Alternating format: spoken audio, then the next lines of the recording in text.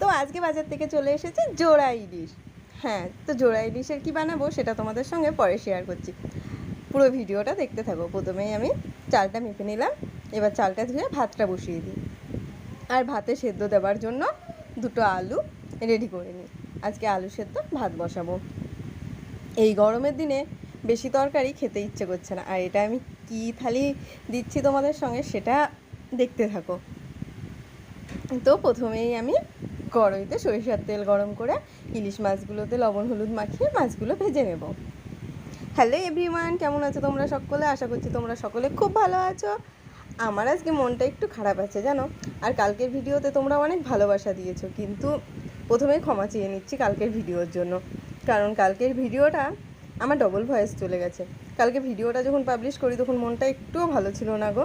আজকেও মনটা অতটা ভালো নেই, কিন্তু কাজটা তো করতেই হবে। তোমরা এত ভালোবাসা দিচ্ছ, তাই কাজটা কমপ্লিট করছি। তো দেখো, ভাত তো গরম ভাত বানিয়েছিলাম, সেই ভাতেই জল দিয়ে দিলাম। এই গরমে গরম ভাত খেতে একটুও ভালো লাগছে না, তাই ভেজা ভাত করে নিলাম। আর চানাচুর দিয়ে আলু সিদ্ধ মাখলাম।